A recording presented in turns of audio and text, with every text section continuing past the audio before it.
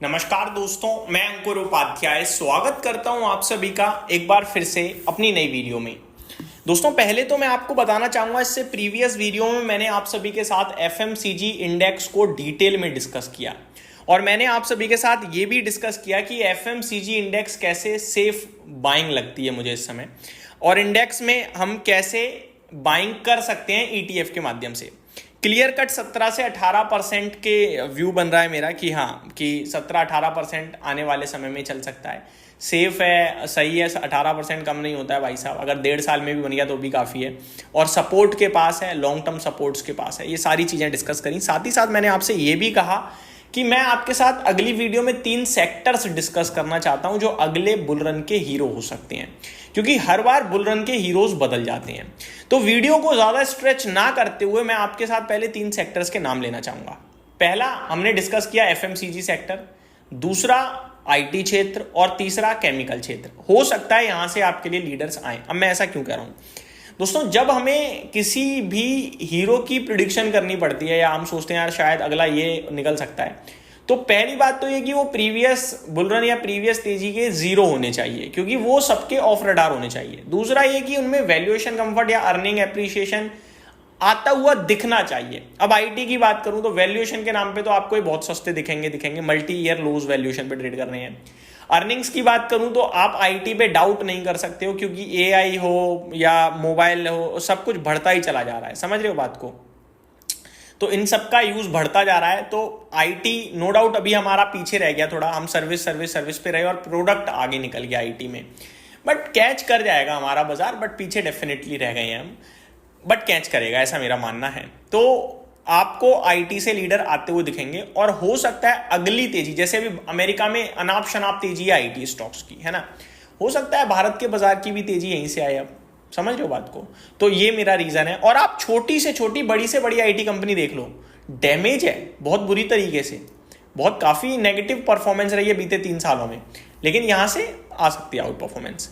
अगला केमिकल। अब इसके बारे में तो क्या ही बात करूं, 2020 कोविड के बाद फार्मा और केमिकल ऐसा भागा और ऐसा गिरा है उसके बाद कि हर किसी की पोर्टफोलियो की धज्जियां उड़ा के रखी हैं। मतलब नाम तक सुनाई नहीं देता केमिकल स्टॉक्स का। अदरवाइज मैं खुद वीडियोस बनाता था, बट फर्क इतना है कि मैंने नेगेटिव कभी नहीं बोला, चाहे गिरे हो या ना, क्योंकि मुझे पता है दम तो है।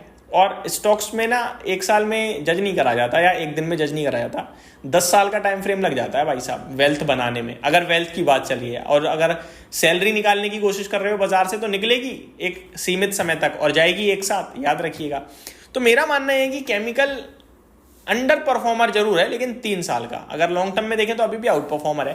तो चाहे फिर वो दीपक नाइट्राइट हो या आपका आरती इंडस्ट्रीज हो, और छोटी केमिकल कंपनियां भी, अब यूपीएल देख लो, एग्रो केमिकल में कौन सा कुछ खास हो रहा है, बट मेरे हिसाब से ये मजा दे देगा और चलेगा, मेरे को लगता है। तो यहाँ भी मेरे को फोकस करना चाहिए।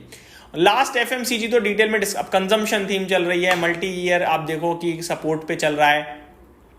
स्टॉक्स 3-3 सालों से कुछ खास नहीं कर रहे हैं, चाहे हिंदुस्तान यूनिलीवर हो, आईटीसी हो, मैरिको तब भी अभी चल गया है थोड़ा बहुत, बाकी देखो डाबर वगैरह इनका बुरा हाल पड़ा है। तो ये मेरे को लगता है कर सकता है। तो ये मेरा 3 सेक्टर वाला थीम कंप्लीट। अब बढ़ते हैं कल के लिए बाजार पे। कल की बात करूं दोस्तों, अगर वीडियो और स्ट्रेच करता तो पर्टिकुलर स्टॉक पॉइंट्स पे भी मैं आपके साथ बात करता, बट क्योंकि अब ज्यादा स्ट्रेच नहीं कर सकता हूं और अपडेट कल की भी शेयर करनी है, तो फिर वहां पे आता हूं। निफ्टी की बात करें तो परसों एक्सपायरी है, और एक्सपायरी से पैसे पहले नीचे जाता तो नहीं दिख रहा है, क्योंकि सपोर्ट खड़ा है और ज्यादातर बाइंग बनी है, या तो पुट राइटिंग के माध्यम से या डायरेक्ट बाइंग के माध्यम से। क्योंकि इंडेक्स फ्यूचर्स में बाइंग आई है, तो फिर वो दर्शा रहा है कि ऊपर की पॉसिबिलिटीज ज्यादा है। और नीचे कॉल ऑप्शन पुट ऑप्शन का डेटा देखोगे तो 25,100 तक की पुट राइटिंग है। तो मेरे को लगता है बाजार ऊपर जाना चाहिए, 25,200 और 250 तक टेस्ट कर सकता है।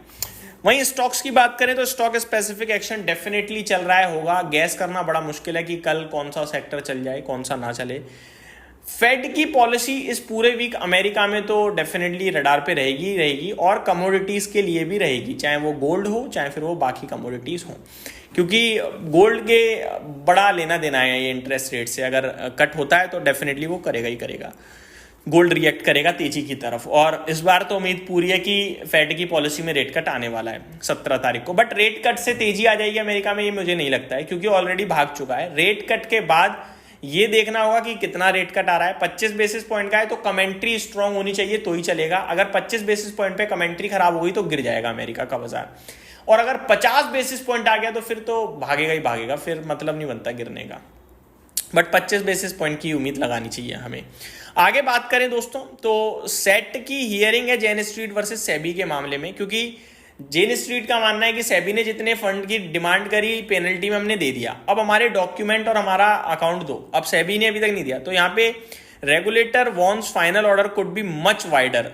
नेक्स्ट हियरिंग ऑन नवंबर 18 नवंबर को ये सुनवाई है। क्योंकि सेट ने कहा था कि भाई इनके पेपर वगैरह दे दो, पैसे मिल गए हैं तो, बट अभी तक नहीं मिले, तो जेन स्ट्रीट दोबारा गया, तो अभी ये मामला सामने आ रहा है। तो ये एक फ्रेश अपडेट है, हालांकि इससे बाजार का लेना देना नहीं होगा। स्टॉक स्पेसिफिक एक्शन में रहेंगे, कुछ खबरों के दम पर है, उन पे आ जाता हूं डायरेक्टली। टेगा इंडस्ट्रीज कंपनी के बोर्ड ने अप्रूव करा है 4000 करोड़ का फंड रेज इक्विटी शेयर्स और अदर सिक्योरिटीज के माध्यम से। चाइना को लेकर कुछ नेगेटिव खबरें आएंगी, जहां पे प्रेसिडेंट ट्रम्प कह रहे हैं कि चाइना के ऊपर नेटो को सैंक्शंस लगाने चाहिए और फिर मैं भी लगाऊंगा, और जिससे क्या होगा, ये जंग शांत तो हो सकती है। इस बीच में खबरें ये भी आई हैं कि रशिया ने भारत की प्रेस करी है उनके स्टैंड के लिए। ठीक है, हमारे लिए तो अच्छा ही बात है, हम तो चाहते हैं सब सही हो जाए।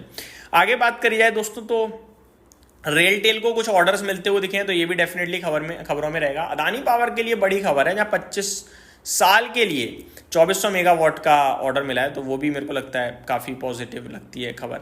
ब्लू जेट हेल्थ केयर के लिए अपडेट है, उन्होंने प्रमोटर्स ने बेचना था, वो फ्राइडे बेचकर चले गए हैं। तो ये कुछ स्टॉक्स हैं जो अपडेट एक्शन में रहेंगे। सीगेल वगैरह ऑर्डर्स के दम पर भी एक्शन में रहेंगे। FIDIs की बाइंग आई है। अमेरिका के बाजार की बात करूँ तो आपके लिए नेस्डेक में लाइफ हाई लगाए एक बार फिर से, वहाँ पे तेजी थी। और डाओ की बात करूँ तो वहाँ पे कुछ खास नहीं था। एक बार एग्जैक्टली आपके साथ शेयर करना चाहूँगा, 0.6% गिरकर बंद हुआ है, हालांकि नेस्डेक 0.5% ऊपर था। तो ये आपके लिए डिटेल्स थी, उम्मीद करता हूँ वीडियो पसंद आई होगी। Thank you so much for watching this video. Good night guys.